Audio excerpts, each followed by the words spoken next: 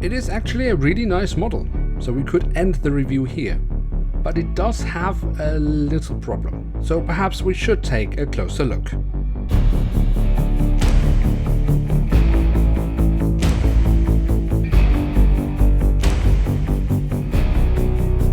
And with that, hello and welcome to a new episode of Review, where we today will take a closer look at a Boeing 777-200F of a Lufthansa Cargo. At the front of the box we have a really lovely image of the aircraft itself. We also have the Lufthansa Cargo branding. Then on the back side of the box, let's break that down a little bit. We have a really lovely close-up of the GE90 engines of the aircraft. Then we have a little bit of additional information about the aircraft, and we can see it is a limited edition. And here she is, the Boeing 777F of Lufthansa Cargo in their new livery. Now, the Boeing 777F, the frame of that aircraft type, is of course based on the 777-200, which we of course see all over the world used in PAX traffic. Now, if we take a closer look at this aircraft model and start off with the tail section, we can see on the vertical stabilizer we have the new Lufthansa branding. One thing I would like to mention here is that the color that you are seeing right now might be a little bit dark. One, it is because of the way I'm recording it. There's also a little bit of color correction, and then of course, depending on how your screen is set up, it might also look correct or too dark. But I must also admit that when I'm looking at the aircraft model with my naked eyes, I'm still not quite sure whether this color is entirely correct or a bit too dark. But we also know that Lufthansa had problems with that in real life when they released the livery. Now, on the fuselage we then find a cargo door to one of the cargo holds of the aircraft, or the main cargo hold of the aircraft, and then of course we have the full registration code of the aircraft and the German flag.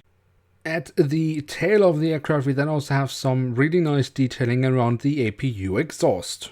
At the front of the aircraft, across the fuselage, we then have the writing of Lufthansa Cargo. Underneath that we find the aircraft type specification and the name of the aircraft, in this case Konnichiwa Japan, and that is both written in English and in Japanese. Underneath the cockpit windows we then have the Lufthansa branding, and the cockpit windows themselves also very nicely detailed, including the window wipers which have been printed on. Then we can take a quick look at the engine nacelles. They have been kept in all white, just as most of the fuselage. Now, I don't mind the look that Herpa is using for those engine nacelles that they're using on all their 777s across their line in scale 500, but they are just not correct.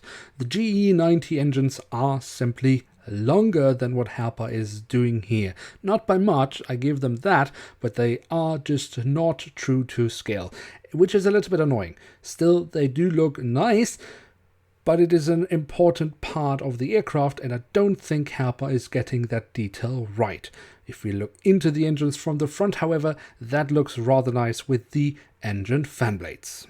But let us move on and take a look at the wings. If we look here at the top side, we can see all the different flaps, slats and spoilers carved out very nicely, and we do also have the marking as to where to walk on the wings. So that's very nice.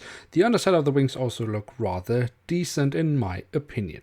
Then we can also quickly look at the landing gear. Here we can see the main landing gear underneath the wings. I think that looks rather decent. I think Herpa has done a solid job with that. Also, the front landing gear looks great. Of course, we could, as always, have a few markings here and there, but those we, as always, only get with Herpa Club models. And then at the end, we, of course, also have a few more doors to the cargo compartments here at the back of the aircraft and here at the front of the aircraft. So there we have it, the Boeing 777-200F of Lufthansa Cargo.